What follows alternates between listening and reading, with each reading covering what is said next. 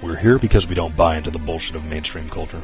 We're tired of the mundane, passionless careers we've been shuffled into as a result of this orchestrated, debt-based system of rule, and the stranglehold on education and entertainment by cold, soulless corporations. People, yes, we are frustrated.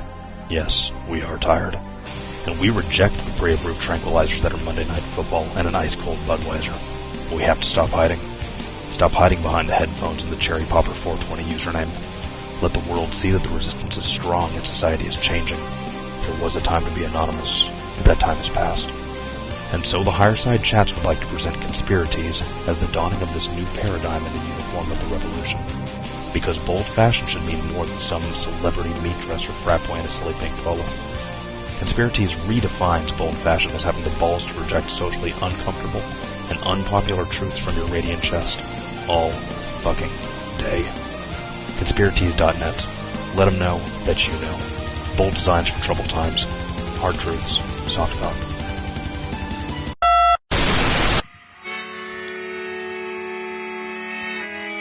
In the 1930s, President Franklin Delano Roosevelt addressed the nation through a series of radio broadcasts known as the Fireside Chats. His aim was to reassure the common man that our society would recover from its troubled times. But we're far from 1930, and I deal with a different kind of fire. For a new era of worldly frustration, we offer a fresh conversation. I'm Greg Carlwood, and these are the Higherside Chats. How's it going, Higherside Chatters? Welcome to another powerful show, drinking a little drink, smoking a little smoke. From sunny San Diego, I'm Greg Carlwood, and people, we all know the largest aspect of the big conspiracy is the manipulation and the complete control of the population. The elite try to dress up our enslavement with flashing lights and pretty colors, but the reality is that we've had our dreams, goals, and actions hijacked by green paper. And these sorcerers of the system have cast a spell of servitude to which we measure our sense of worth. And this power structure has all but guaranteed your participation by limiting your options, controlling your education, and applying just enough pressure to convince you that there's no time to think about anything other than your pace on the never-ending treadmill of capitalism. It's a damn shame, people, and today we're going to examine one of the possible alternatives you've been denied by mainstream culture. And today's guest was bold enough to turn in her life as a creative director at a New York City marketing firm and distance herself from the monetary monster in exchange for a sustainable life in an off-the-grid community, mastering the art of making things she once bought. She's the author of The Good Life Lab, Radical Experiments in Hands-On Living. Her name is Wendy Tremayne, and it's a pleasure to have her share a little of her knowledge with us today. Wendy, welcome to the show. Hey, Greg, thanks. That was a really nice description of what you guys are about. I'm so impressed. Oh, thanks. Well, I'm really appreciative of you being here. Sometimes, I daydream about this whole off-the-grid, sustainable living lifestyle, weighing the pros and cons, the sacrifices against the freedoms, and I really admire anyone who's had the guts to do it, because I don't. Well, thank you. I was just talking to someone the other day, and they were like, it seems so hard doing all this stuff. And I was like, really? Because going to work every day seems a lot harder to me. Right. And I'm kind of right at that crossroads. I mean, I sometimes think of it as like we've all grown up in prison cells with the door wide open, but everybody's just afraid of what's outside because they're just familiar with the surroundings, so they'd rather just stay in the cage. It's funny, isn't it? It's kind of sad, but yeah, I do feel that way. I actually just got back to San Diego from St. Louis. I went home for my 10-year high school reunion, and it was a blast, but I ran into a lot of people that say, I'm like, hey man, I haven't talked to you in forever. How's life? What's new? And you get the same response. Oh, not much. Just working, man. And it's so sad. It's sad to hear that be the summary of someone's entire decade, and then they don't think about changing things, I hear you. I too, I've been living in New Mexico about 10 years since I quit my job and did this whole change, but I've been on tour with my book. So I'm going all over the place. And, as I go out in the world, I just see like the working poor, people with like really good jobs, like, hey, I'm an editor and I'm a this, and they're like great things. And what they talk about when they speak about their lives, it's all about like the things they don't have time to do, the projects they wish they could get involved in, the giant commutes, like the justifications. And it's like, wow, that's the working poor. Yeah, land of the free, isn't it? It's madness. But let's talk about your journey. When did you start thinking about making such a radical alternative change in lifestyle? Well, admittedly, I always kind of had an allergy to the commodification of culture. Um, I did, like in high school, I went to a very middle class Long Island suburban high school. And the kids were like competitive over brands and clothing and Hmm. all these things that had to do with status. And like none of us had a job yet, but they knew who they should hang out with. And so even back then, I was like very sensitive to it, and I thought everybody was kind of sick, and I didn't understand like why I wasn't. But I tried. Like I went into the rat race and I was like, okay, let's do it. And I really, really tried. And I just found it so utterly unfair. I did not like employers asking me to lie for them as part of my job. I didn't like tolerating not being treated well at times. I just really never felt motivated by money, to be honest. And I didn't want to change. Yeah, it's super tough, and I think there's a lot of fear around it, probably because I've heard you say before, and I completely agree that people just don't know how to take care of themselves. Yeah, it's weird, isn't it? I mean, I don't know if this is true, but I like to think about this stuff and my whole life I'm noticing people very nervous, right? We have all these like nervous conditions now and people are taking drugs for that. And I think maybe on a like really deep level, we kind of know that the knowledge we've amassed is all acculturated knowledge. So like how to run the media and how to be on the internet. And it's all this like civilization knowledge, but Hmm. we kind of know we don't know how to like light a fire without a match and like grow a tomato and actually live in nature. And I think our nervous systems like can't tolerate it because we need to know that we know how to live, you know? Yeah, and when you said it, it made so much sense to me, and I've even thought about going to like a survival school because I mean I am a huge meat eater, but of course people in modern society don't kill their own meat. It's kind of weird, but I feel like I should have to have that experience. I should have to kill an animal and skin it and eat it. It sounds as gross as it sounds to me. It's so foreign that we don't do that. It's part of the process. Yeah, and I wonder, Greg, how you feel about this, but I'm a woman, so I can't say, but I often wonder about the male conundrum in our time. Like, isn't there a part of you guys that really wants to go out and hunt that animal? Yeah, I love. There's a Carlin routine where he calls it the pussification of the American male. Like, yeah, I mean, we can't provide for ourselves. We're just house cats, and yeah, that is a little bit unsettling. Ouch, the pussification. Oh my God. Strong But yeah, words. it's some weird stuff. I know. I feel for you guys all the time, actually. Well, something I've always been interested in is Burning Man, and that was kind of got you kind of on that path, right? I mean, what do they do there? Yeah, it did. Well, have you been? I want to ask first. Oh, I haven't been. I've been to some like something called the Symbiosis Gathering, some little festival type things, but that's the crown jewel, and I haven't made it there yet. But it seems pretty fascinating. Well, it is. And I think, why it's important in our time, and I do think it is important, is we don't have another context like that. So we only live in one context, and you can call it the default world. It's like the civilization that we built and we live in. But when you go to Burning Man, you're in a wonder world. You're in a city, a real city with everything from opera to hair salons to ice cream trucks to, cafes and Man. yoga. And it's a city and it functions really well and it has no economy. It's a gift economy. And it is so utterly different from the default world that what it does is it like triggers you in ways this world can't and never will because it's different. And when you get triggered, every time you do, there's a discovery like, oh, wow, I didn't know I was that. Oh, wow, I didn't realize I cared about this. And you realize you're like so many new things you never knew. So it's really like a process of discovery. And then on the other hand, it has a tendency to be like a reset button for people where you go to Burning Man, everything becomes so clear and you see all the ways you're full of shit in your regular life. Yeah. And it's not untypical what I did. I got back from Burning Man. I dumped my career. I got a divorce. I learned to be a yoga teacher, which wasn't even on my map before, So I would say run, don't walk. This is like the living model of Atlantis in our time. Yeah, it's really interesting how the gift economy, I've heard it explained to me before as like you have to produce something and then it's a barter system. Is that accurate, or is it a lot more, is that too simplistic of a view?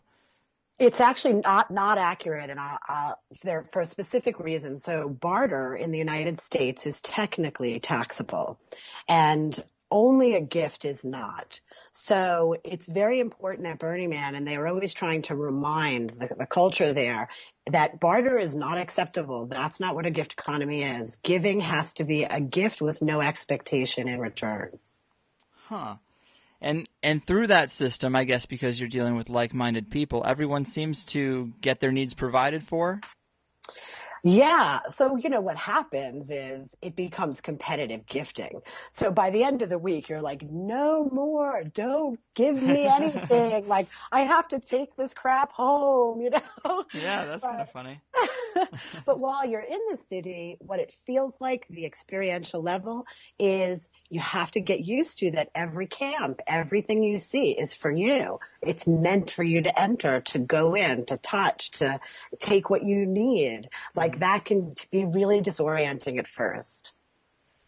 Yeah, I can imagine, but it sounds so cool. I definitely want to try it out. In your book, what seems to be a pretty big turning point is you made the pledge to stop making decisions based on money. I mean, how radical a change was that? That was like the key moment, really. I mean, I got back from Burning Man in 2002. I think it was my second year there. And I literally drove across country, and I just pulled into New York City, and 5 hours later, the World Trade Center dropped. Man. And I'm like still covered in playa dust, this like dust that you pick up all over yourself from being at Burning Man. Mm-hmm. And I look in Manhattan, and everybody else is covered in dust now, but a different dust. Wow. And it was totally cryptic. And I knew at that moment that this was like the symbol, there's not 1 minute more I'm going to make a decision based on money because it's stupid. So, I didn't know what that would mean, but I just let that be like a mantra. Like, what does it mean to not base myself on money? And it led to a lot of weird stuff. I quit a great career, and I moved to New Mexico. Tell me a little bit more about that actual journey, the journey to New Mexico. I mean, I'm sure there were some big self-realizations involved with that, some logistical problems you had to sort through. It's kind of easier than you'd think. I think the harder thing, really, the harder thing is to go from rural America into a city, because you just have to upcycle your nervous system and just start adapting. But when you go the other way, it's, I think, a lot easier. You're going from needing a ton of money to needing very little. You're going from having no time to having nothing but time. Life opens up and spreads out, and it becomes spacious, and you have time to gather your thoughts and figure out what you really want and just do whatever your heart has a whim for. And that's, we did that, but we applied it to living. So, we went to New Mexico and said, okay, I'm not going to buy it. I got to make it. Let's start with shelter, roof over our head. Then we went to power, then to fuel, and eventually down to domestic goods. So really, I think the difficulty of the move is just making it, just doing it. We didn't overthink it. And then believing that you're actually capable of making all this stuff, which you are.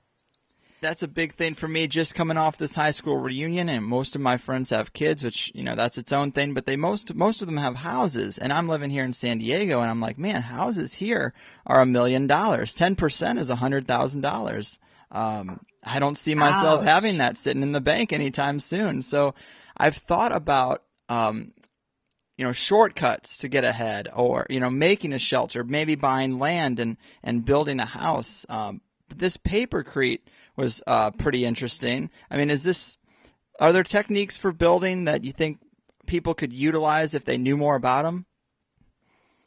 Definitely. So, what you're describing, Greg, is like the common problem. It's like, okay, I'm either going to have like $1 million mortgage in a densely populated area, or I'm going to live in like a rural area, and potentially I think people miss out on culture and live cheaply. So just starting with that for a minute, my rent in New York City when I left was $3,300 a month for my apartment.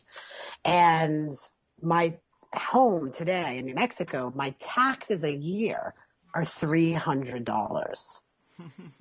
So the first thing I just want to point out is, do you know how easy it is to make that? And like all the rest is free time. So that's the equation. You have to choose. So out here, again, not wanting to live based on money, to me, it seemed logical to look to the waste stream. We're sitting on a pile of surplus that is the largest in the history of the world. There's more free materials out there than you could possibly imagine. So for me, I found paper. We had a recycling center down the street. They collected paper, but they pushed it to New Mexico's landfill. So I was able to get it for free, build a mixer, turn it back into a slurry, add some ingredients like a little cement, and actually build domes that are housing and buildings out of paper. And it was, I was able to build a 20-foot diameter, 14-foot apex dome for under $2,000. And that's a lot of square footage. Plus, it's so insulative, you don't really need heating or cooling. Wow. Yeah, that sounds fascinating to me. I love the idea of that. But you said something interesting about, missing out on culture, and that is a concern to me. I mean, have you felt marginalized at all by friends and family when you started making this transition? Do you feel like you're missing out at all? I do sometimes. I was just in New York City, and I'm a New Yorker, and the grandeur of the old buildings and like the amazing venues with these amazing light and sound systems, I really love being impressed by that, and I took advantage of that stuff and I still love it. The difference now is my rhythm changed. So here is where I live. This is my base. It's very, very cheap. I never need a job here. I just do what I want. Then, because I live so cheaply, I do something that's like reverse vacationing. So most people run from the cities to go vacation in the country. I live in the country, and my vacation is to go to the city. I save enough money by my lifestyle that I can afford to go to Paris for a month and like get a great apartment for a few $1,000 and just be like, here I am, I'm going to feel better now, So I do it that way, and I find it to be fine. And then the other thing is, like, when you live in a place that's sparsely populated, doesn't have a lot of culture, it's kind of your obligation to bring it. So I produce events, I bring musicians down, and I do what I can to bring it here. Yeah, that's super cool. I think a lot of people would love to get away from their jobs and reclaim some of that freedom you're talking about, but they just assume the sacrifice in lifestyle would be too great. Energy, running water, internet. I mean, obviously you have internet. We're talking right now. Have there been any sacrifices that have been really hard on you? Let's see. Well, I mean, just speaking of technology for a minute, I think it's reasonable to point out this is really different than the previous Back to the Land movement. I'm like very technology heavy. Mm-hmm. I have, a Facebook account and a Twitter and a Flickr account and multiple websites. I have an online store. I couldn't do this without technology, and most of what I figured out how to make came from a YouTube tutorial. So that's really, really relevant and different from people who did this in the 60s.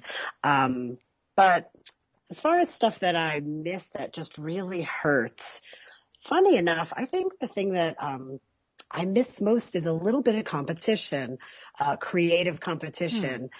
Yeah. So like, if you're in New York, San Francisco, maybe you have it in San Diego. Yeah. There's like always been like an underworld of art people who are creatively competing with each other, and everyone's getting bigger, smarter, better. And I miss that edge. Yeah, that's interesting. They say that's a byproduct of capitalism, but I always have thought, I like being somewhat entrepreneurial. I enjoy looking at it as a game, not necessarily a means of survival. And so if needs were met, I still think a great deal of people would participate in that. Our egos would facilitate, who wants to work on the new smartphone that everyone wants, whether it was given away or charged for. I do think that competition would still exist on a greater scale, but, obviously, yeah, it's going to be less important when you don't need to do that.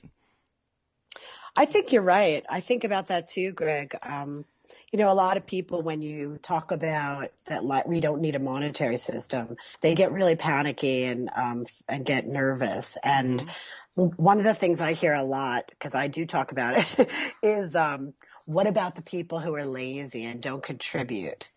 And I think that's really silly. Like, if you could imagine like a world without money where everyone does just what they want, trust themselves to do whatever they want, and believe that that's going to be the best thing they can do for society, wouldn't it be like the saddest thing in the world to have someone who doesn't know what to do?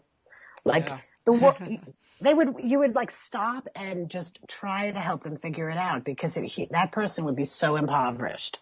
So I don't think we'd be mad at the lazy. I think that would be like sad, and we'd want to help them.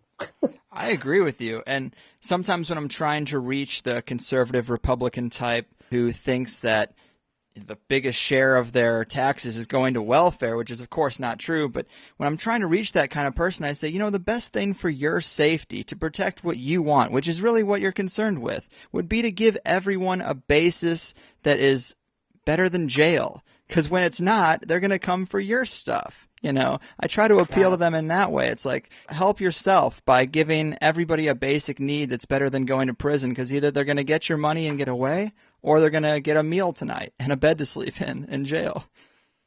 I think you said a mouthful there. Like, I don't know if it sounds like you've had the same thought. Like, yeah, crime is often a reasonable person making the smartest decision in the moment for their best interest. And when they have no other option, that common sense decision is actually the smartest thing they can do. It just doesn't affect you in a good way. Right? Yeah, exactly. I mean, one of the most powerful parts of your book to me is, you found yourself in jail for doing some protesting, and you said to an African-American guard, do you realize your civil rights were won by people willing to protest and fight for them? And he just says, well, in a few more years, I'll get my pension. And that is such a great example of a massive disconnect from what's important. It's crazy. I know. I mean, again, people don't like to hear this, but whether they know it or not, I see the same thing coming from the previous generations, who basically were probably the only generations who are going to get these pensions and all these payoffs, basically for giving the world over to industry and not bitching about it. So they get their payoff, right? But the generations behind them, me, we're totally screwed because the world's been given away. They don't need to give us a bonus anymore. We just are stuck in what's left. So, my dad, who's 85, can get a hip replacement for free because he had that pension. But I'm in my 40s and I can't get a pap smear. I'm going to be here for a while, Yeah. So, and that's if these corporations and stuff even honor the pensions and honor the things that they're supposed to be given. Indeed. My dad was so rock solid that his pension could never be touched. And then a few years later, just recently, we're seeing the pensions disappear. So, yeah, and again, I think this takes us right to that black and white moment of you've either got civilization or you've got nature. Those are the only two worlds we have. And one of them is actually abundant and can take care of you, and the other can't. It just puts you in this weird game that you'll never win. Man, you mentioned the technology aspect, and that was a real reason why I chose you to talk about this kind of stuff, because I have friends who've tried to go to off-grid communities, and they just left kind of with their tails between their legs, like, I can't live like that. I want a blending of the two somewhat. And, I thought, hearing your interviews, it sounds like that's what you do. You and your partner are pretty tech savvy, like you said. How are you able to keep your energy going? I mean, energy's got to be a huge thing. I mean, especially if you want to have some of those luxuries that we're used to. So we're off grid. when we left New York, we had a little bit of a nest egg, and we pretty much threw the whole thing at PV solar. So we're off grid, and we keep a bank of batteries here. And basically, we just started switching because of it from like 2-cycle gas engines to things that run on batteries. We became very battery oriented. And of course, because we're trying also not to be any longer part of the problem, we realized batteries are probably one of the worst toxic contributions to the landfill. So we tried to satisfy that some way by creating a circuit board and a device that desulfates batteries. So we're on our second model now, actually, and it's a little device that you can hook up to any type of battery, multiple at a time, and you can just take batteries out of the trash, out of the dumpsters, and revivify them, and that sort of solve that loop. But it's a great example of using technology to live a modern homesteading life. That's probably the hardest thing for me. Like, I'm trying to slowly eliminate some bills, eliminate cable as long as I have internet. You can't really do anything about electricity or fuel costs unless you're really willing to commit to that alternative lifestyle. But turning everything over to batteries, what kind of difficulties did you face now? Was there a huge learning curve in figuring all that stuff out? Well, again, when you have nothing but time, it just becomes like interest, like, okay, great. I'm learning about electricity. I'm learning about power. This is super interesting. And it wasn't a big learning curve. Solar is very simple. And really, once it's set up, there's pretty much no maintenance other than refilling batteries with distilled water. So it's a really easy jump. And you're right. When you mentioned like electric and fuel, that would be the second biggie. You need time and you have to choose. So you're either going to buy it at the pump or you're going to make it. And if you make it, you need time. The biodiesel that we produce here for our cars, which are just diesel engine cars that we didn't convert, costs us about 50 cents a gallon to make. It's from waste vegetable oil, so local restaurants. And it takes about 3 to 5 hours a week, that's not bad. No. I've seen YouTube videos and stuff about converting your vehicle, and I've kind of wondered about their credibility, if it really was that easy. It's something I've thought about doing. Well, I would recommend not converting. So I've done both. I converted an old Mercedes diesel so I can run straight waste vegetable oil. I found it problematic. There's a lot of clogs in the lines, and you're always troubleshooting and a million filter changes because that fuel is so heavy.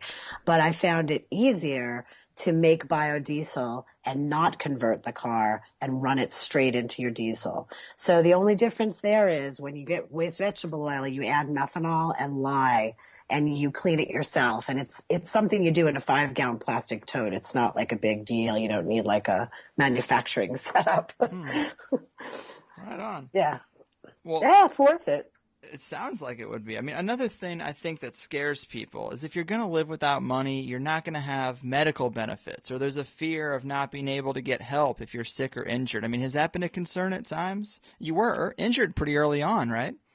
Sure. Yeah, that definitely is. And it's a biggie. I'll tell you what we're doing. And I think this is really about what stage of life you're in and how old you are and stuff like that. But so we were working. Well, first of all, I was never the kind of person who was buying into the medical system that we currently have. Agreed. Yeah.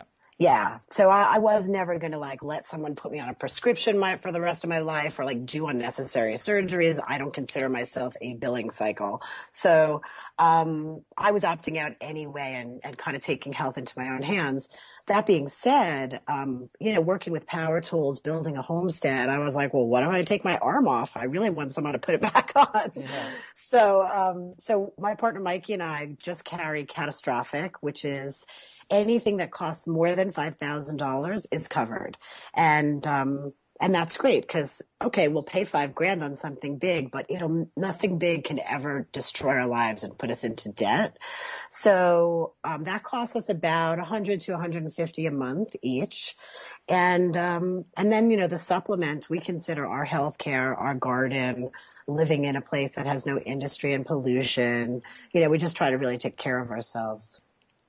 a big part of the conspiracy community, they fear economic collapse or a police state type crackdown, and they see it as a real possibility, but they're still marching along towards the cliff with everyone else. And that's kind of where I look at things like this and I see what you're doing and I'm like, man, that is, I need to do that before it's too late. I mean, do you feel like you've created a life that kind of operates outside of those concerns, or at least that you're better prepared if something like that were to occur?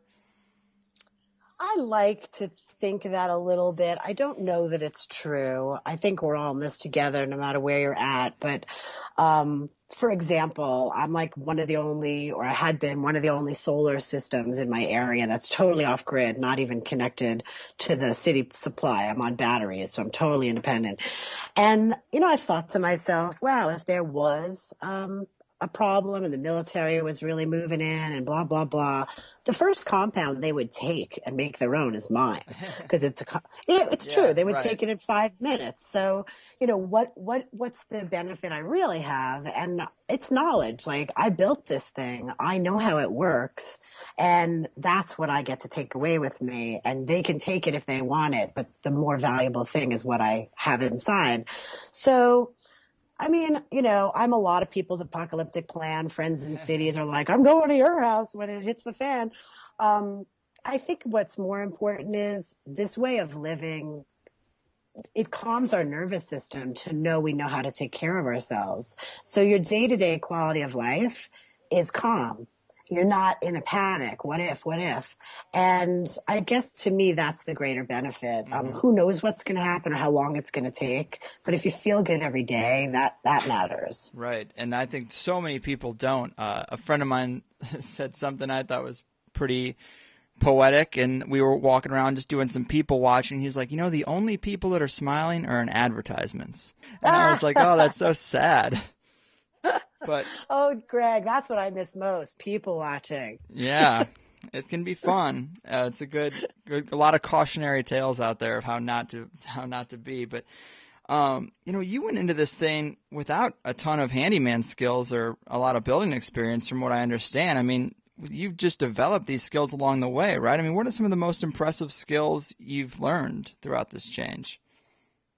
Yeah, it's true. When we left New York, we had a soldering iron and we had a sewing machine that both of us could barely use. And, there's a cute little illustration in the book, and I don't want to downplay it. It's really important. But I think the first step is you have to get used to just starting stuff, even though you don't know how.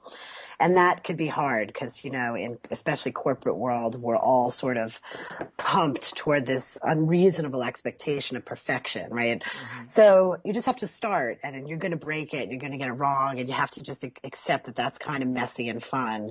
But, in New York, I had 3 or 4 skills. I was in marketing. I could tell you what I did in a minute. And now I have so many skills. I couldn't tell you about it if we sat at a fire all night. But some of them are making botanical medicines, growing food and processing it, doing the home fabrication. So Mikey in particular is printing his own circuit boards and building actual widgets from start to finish. We do a lot of filtering for biofuel, for water, for beverages. I've done some building, which includes plumbing, electric, insulation, wood and metal work, textile work, sewing, silk screening.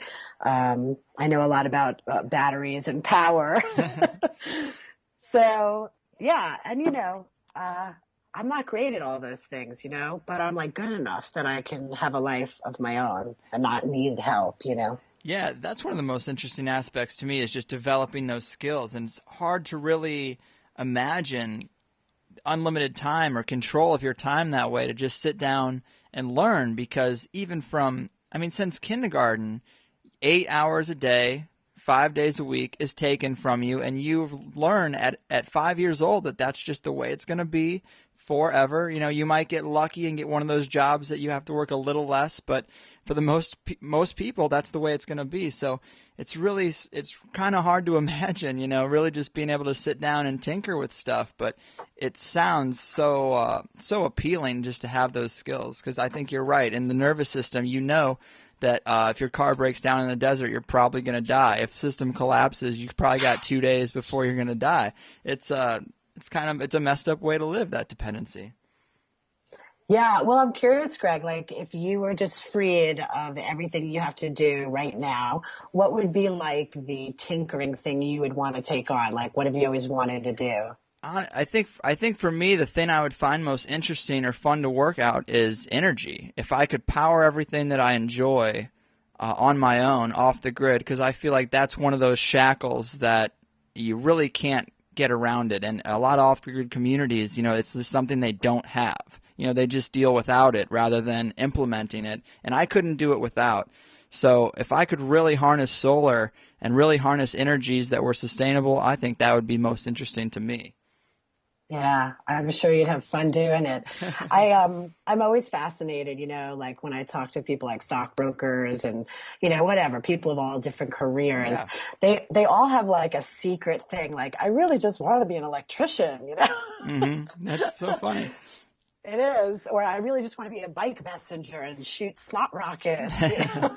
Well, I do this show and I also print T-shirts that are conspiracy related, and then I also have a 9-to-5 job that funds everything else that I enjoy in a middle class lifestyle. And I really think if I could just do the other two things and not make money from them or barely make enough to pay for that extreme insurance and the phone plan and the few things I wouldn't want to do without, I'd be way happier. And I'm kind of in that transitionary area. But I think a lot of people need to get out of the mindset that your passion's probably not going to bring you as much income as the 9-to-5 job's going to be. But you're going to get back what you put into it, and you're going to get it back in time and freedom and pride. You're going to have some pride because a lot of people don't care about what they're doing in their 9-to-5 job. It's true. Yeah, I think you're really right. I don't know, I'm thinking about the part you said where you might not make as much money.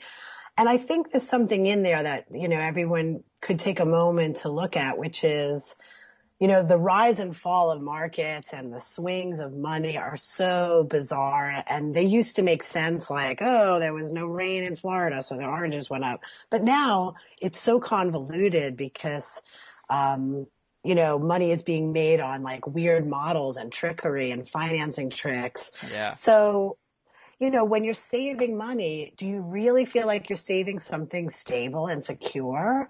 Because I didn't. And when I switched over from saving money to putting that money into tools that I could use to make stuff, I thought I had something more reliable than when I had cash.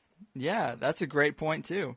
Something I've thought about, I've talked to friends about doing this kind of transition, and some of the cynical ones, they have this impression that, you're not really going to get your freedom back. You're going to get your time, but you're going to spend all that time trying to make, build, and get the things that we already have. Like we talked about spending time sitting there and tinkering with things. Do you feel like you have more free time? Is that a fallacy? You probably have more free time than you ever did, but do you feel like you spend a lot of it doing the hard labor? It's a great question. So if you think about it logically, the answer is there. It's like you're not going to build your house twice. You're not going to set up your PV solar twice, yeah, right? True. You are going to make fuel every week, and you are going to work your garden every single day. But like for me, it took years for me to learn how to sew because I had bigger stuff to do first. I had to build a privacy wall, I had to build buildings, but I'm never going to do those things again. Now I just maintain them. It doesn't take that much time to do that. So as the years pass, my free time increases exponentially, and I get to do more of the kind of labor that's like whimsy and fun. But to be honest, the thing I worry most about in my life is that labor should ever end, because I realize my happiness is very much in being in a rhythm, and that rhythm has to include labor. I see that firsthand. And if anyone ever took labor away from me and just like did it for me, I would be really unhappy. So I'm glad there's always another project. I'm building a bike rack. I'm building a new outdoor shower. Like, I never want that to end. That's an interesting perspective. How Like as far as conveniences like showers and plumbing, I mean, how do you deal with those? Is that a big stretch from what's conventional? Yeah, my view changed wildly on these things. I never thought I'd be saying this, but I'm desperate to shut off all the toilets in the house and get rid of them. I don't want them anymore. Wow. Yup, I think they're really stupid. And I'm this year is my main goal is to get an outdoor humanure set up, an outdoor bathroom that just composts. Plumbing is stupid. I don't want to fix toilets my whole life. I don't want to be involved in it. Are really pain in the ass and expensive. And it doesn't make sense to lock yourself in a small room and use it that way. Yeah. And it doesn't make sense to flush drinking water. It's crazy. Right. So I'd much rather be outside in a cool room that I design really well. So plumbing's really a pain. I already disconnected my showers and I bathe outside exclusively and have for years, but I do have the benefit of having a hot mineral spring in my yard. Wow. So that helps. Yeah, I mean, I think a lot of people get so attached to that privacy in those type of moments. Did you ever have a struggle with that, or was it something you just were like, the pros outweighed the cons? Well, when I was a city girl, I definitely would have listened to myself today and said, that girl's crazy. But I think anybody who showers outside after a few times or uses an outdoor bathroom, they start to prefer it very quickly because it's really lovely to be outside. I mean, we're all starved of the outdoors because of our jobs. It's great. And you don't need a hot spring either to make hot water outdoors. You can just take any tank, paint it black, face it south, let the sun cook it all day, and you'll have a hot shower every night. And it's free. Yeah. Yeah, that's awesome. I love hearing those little things. And it's funny about plumbing because there's a meme on the internet that's a photograph of a volunteer helping some African kid, and he says, "So let me get this straight. You have refillable bowls of clean water and you shit in them?" And it is so funny because people don't think about it that way. Like people a lot of third world countries would die to have a refillable bowl of water, and they would not use it the way we do. Yeah, I find a similar sentiment. I notice, I don't know about you, but people seem to not know that the planet only has one water, and no one's ever going to bring more, and it doesn't make more of itself. So there's this when I talk to people, I could tell they think that somehow water is being rejuvenated and, there's more being made, but there isn't and there never will be. So when you poop in water, you really pooped in water.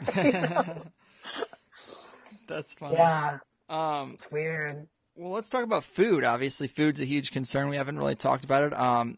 It seems like right now, based on the book, you've got some pretty fine-tuned systems for food production, right? Yeah, like I said, once you get the big stuff out of the way, you get into the small. And Mike and I both love being in the kitchen because it's really like a lab, and the payoff is so big, in health and in just the sensuousness of food.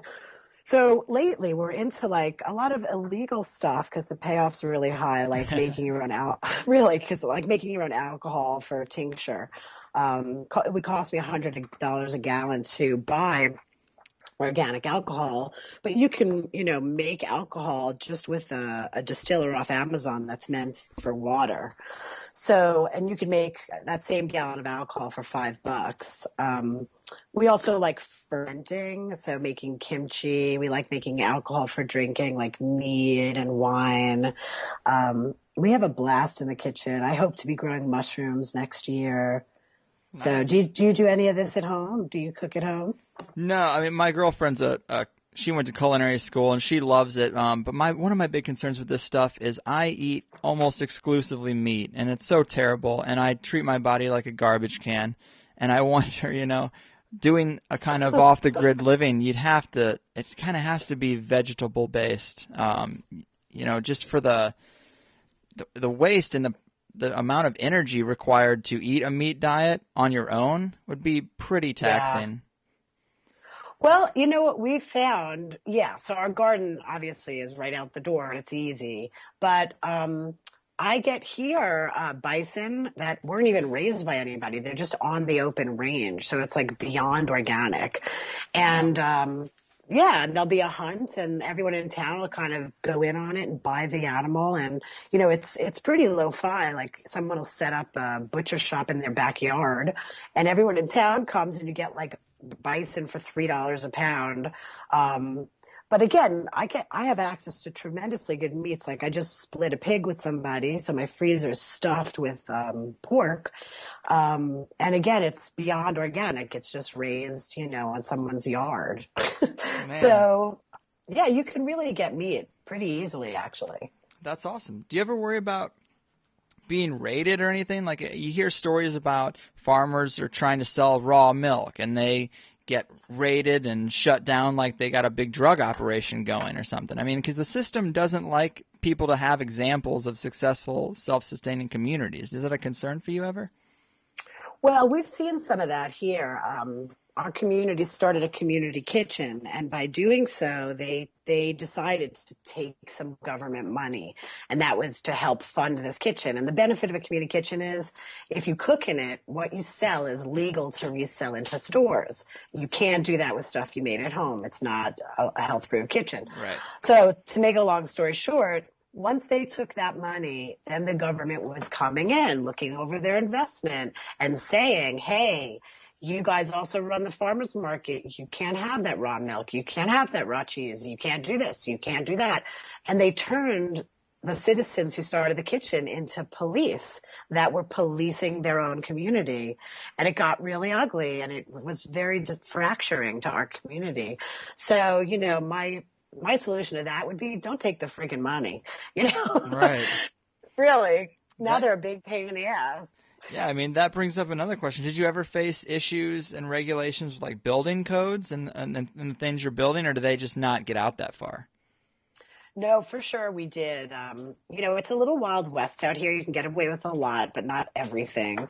What we did to skirt those building issues was anyone can do this. You can go to a structural engineer and say, here's my crazy idea. I'm going to build a dome out of paper. And you can, you know, download Sketch for free and it'll give you the ability to express your ideas visually in a form that an engineer can read. And in our case, he looked at our plans. He said, I think you're overbuilding it, actually. He put a stamp of approval on it. And once you get that stamp, you can take that to the state record. And once it's there, they can't turn it down. They can't stop you from building that method. So that's a really nice workaround for dealing with building inspectors who want to get in your way. That's awesome. So yeah, it seems like you've just done so much. When you started, it was just you and your partner, and you managed to take all these different sectors that are necessary to sustain life and just come up with all of it yourself? Well, you know, again, thanks to the internet. Right. Huge tool. Tremendous. And, you know, we network. A lot of community for us is on the internet. People where we live are not necessarily technical or modern in that particular way. So we gained a lot of knowledge from others that we stay connected to through the web. And then, you know, just to make it personal, we have those web friends down once every year or two and spend a week out here with us doing skill sharing workshops. But, you know, it's been 7-8 years now. So we did a lot, but we did it over a 7 or 8 year period. That's crazy. I'm just in awe of that. It's so awesome. But, you know, for people who maybe are trying to, like, they can't commit, you know, like me, who's not willing to go the whole way, but would love to kind of experiment with it and maybe save some money. You know, what are some easy things they can try making at home that would save them the most bang for the buck, like toothpaste, laundry soap, stuff like that? Yeah, I think, you know, for each of us, it's about, well, I would start with a different question first, which is, what's in my waste stream? So every city, every region has a different waste stream, and you're going to find that there are particular materials that are really abundant where you are. So that's free materials. Like, start there. If you're going to, you know, not have skills yet and you're trying to figure it out, if you wreck those materials, if you make a mistake, if it doesn't work out, It didn't cost you anything. It was already going to the trash. Nothing's changed, and you got some experience. So I really like to tell people, start looking at the garbage. The other thing is to get a book for your region on just what's free in nature in terms of plants. It's really fun. It'll take you out hiking. It'll bring you into nature. So just go start finding plants that have medicinal value and experiment and see the effect it has on your health. So that also is free and economical. But I would say, like, I think people don't realize that if you just start chipping away and start making the things you bought, that you can actually change your economy radically. So in New York City, Mikey and I, we needed 2 6-figure incomes, and not really to be middle class, just to be like, okay. Mm-hmm. And 6 years later, we don't even need to earn $30,000 between us. And we're so abundant, it's silly. So it does add up, you know, the toothpaste, the shampoo, the biofuel, like it really does add up. If you don't mind me adding something, Greg, just because of the nature of your show. Sure. There's something that I find very juicy in all of this, which is, you know, we have so many laws that are based on the assumption that we don't have common sense. And that's insulting. Right. So, you know, they're saying you can't drink that raw milk. You can't have raw cheese. You can't do these things because you're not smart enough. You don't have the sense to know what's good for you and what isn't. And I think that's kind of, for me, the edge of where we are today. You have to either take back common sense and then use it and do those things, or you're going to let industry do it for you, and they're not going to do it well, and they're not thinking about your best interest or your health. Agreed. So, you know, it's kind of like we invest in acculturated knowledge, which is the system, or we invest in natural knowledge, the common sense, and I'm sure we both need a hybrid of the two. But if you have common sense, you're always going to be okay. You're not reliant. Yeah, that's refreshing to hear. I think a lot of people worry about that. I mean, the education system is bought and paid for by corporations that only really want obedient workers. And you don't need to learn things that aren't going to help get you into the workforce. So yeah, I agree with you. Yeah. And, you know, I think today it's like, well, you know, I think we're all like waiting for some big action where we can get some change.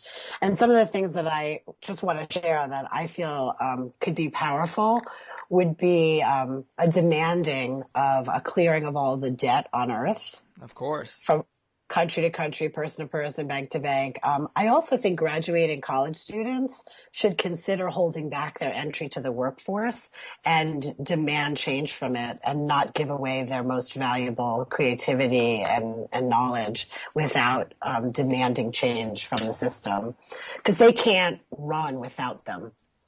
True. So just a thought. No, I totally agree with you. And I'm a huge proponent of the resource-based economy, the Venus Project, the Zeitgeist type of thing. I'm sure you're familiar with that because it's in your wheelhouse. But, you know, sometimes I get sick of and really frustrated of just trying to convince people that it would be possible. And I'm like, look, I can't do this my whole life. Are we going to get past capitalism in the next 50 years? Probably not. So then if that's going to be the way it's going to be, then what do I got to do for myself? And so I look at something more like what you're doing as a way to get out, because you can't wait for everybody else, because life is ticking away. Well, I just read, I don't know if you've read Thoreau's book, Walden. No, I have not. I hadn't either. It's a classic, but I didn't really go to high school much. So. But I read it recently because people were comparing my book to it, and he said something in it that's a lot like what you're saying now.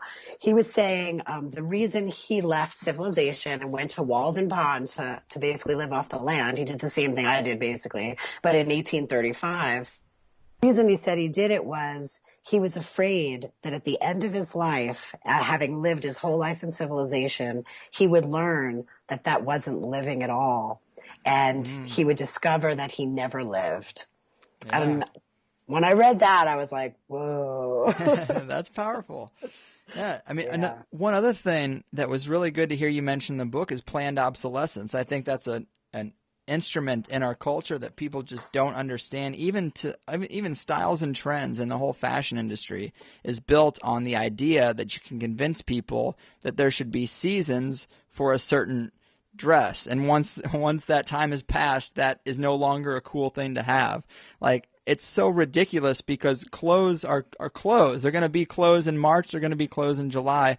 But if you can trick people into thinking there's a fashion switch, that's the mechanic of planned obsolescence. It's usually more overt, like a printer that stops printing after 100,000 prints, or a light bulb that bursts after so many hours. But it is really funny, and I'm glad to see that in your book, because not a lot of people talk about that mechanism. Yeah, well, trend I started on early on because I created this textile repurposing events back in New York some years ago. And, when I was really being contemplative about waste, I was drawn right to trend and clothing because it's the most idiotic of all the systems, Yeah.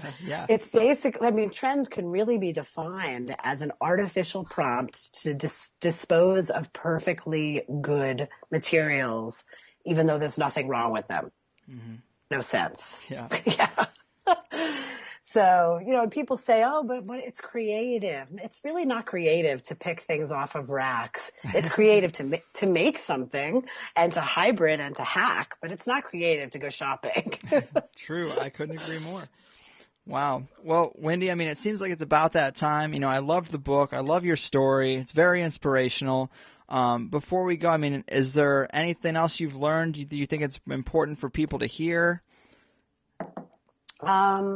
Gosh, go have a life. Just take back your creativity. And I would just, encourage everybody, especially kids coming out of school, to value the thing they're giving to industry. Value it so much that you're going to make that industry work for it, change for it, become better if they're going to have you. But just remember, it can't exist without us. We're the fuel on a dead system. We're the life that keeps it going.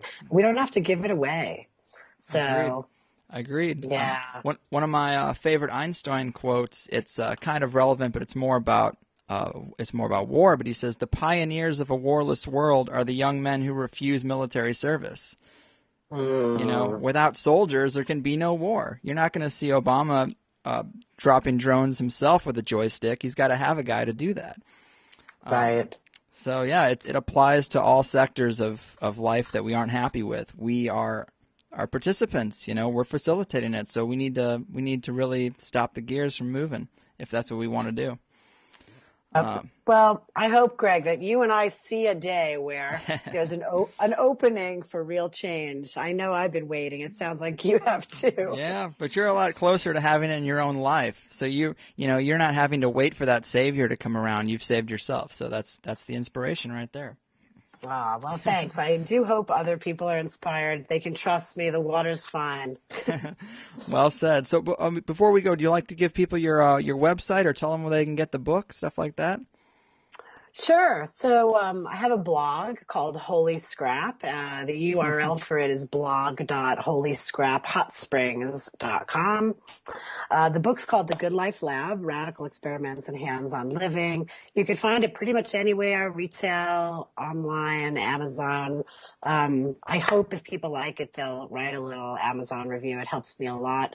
And mostly, if I could point people to Goodreads, where they could punch my name in, I'm about to hit Northern California. So I've got gigs from Santa Cruz all the way up to Hopland, and I would love to see some people in person. I have a really fun talk that ends in a juicy conversation with everyone who attends. So it'd be great to see people. Very awesome. That also just real quick prompted something I saw on your Swapo-Rama Rama events that you put on. I was looking down the list to see if there's one near San Diego, and I got a good laugh out of one stop on the tours in Sonoma County at the Wells Fargo Center for the Arts. Yeah. I was like, wow. It's pretty ironic, isn't it? Yeah.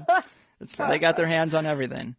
But awesome. It's been a real blast, and I hope the next time I'm driving through New Mexico, I'd love to see what you guys have done. Do you guys do tours, or do you show people? Do you do workshops like that at all? We let some folks in that are like-minded and really doing something themselves. If we had our door open all the time, we would do nothing but. Right, It gets pretty true. challenging. So we try to pick our moments, but we would love to have you, Greg, and anyone who wants to write a note and, let us know they're coming through. If we're around and can make space, we'll try to do it. That's awesome. Well, hey, thanks again, Wendy. Take care out there. It's been awesome. Great talking to you. Thanks, Greg. Take care. There it is, people. Wendy Tremayne giving us an out. Maybe sustainable living off the grid seems a little less risky to you now, a little less foreign or inconvenient. Or maybe we just see those inconveniences as drops in the bucket compared to the benefits of the freedom. The freedom to wake up on your own time, pursue your own interests and education, develop skills that you admire seeing in others. Be a guy who can fix a car or make a battery, for Christ's sake. Look, it's too late for me, people, but you can still save yourself. I assure you. Thanks for listening. Facebook, Twitter, share this show, review it where you can. It's the best thing you can do to make sure THC is still around if you like the way I do these things. There's websites, forums, people you know. They'll ask, what's a good podcast? What should I listen to? Mention THC. Spread that goddamn word, people. My transition will come on the wings of a few more Conspiratees buyers, so check out my shirts at conspiratees.net. Thanks again, people. I will see you next week. Do what you do. Your move, CFR. Your move.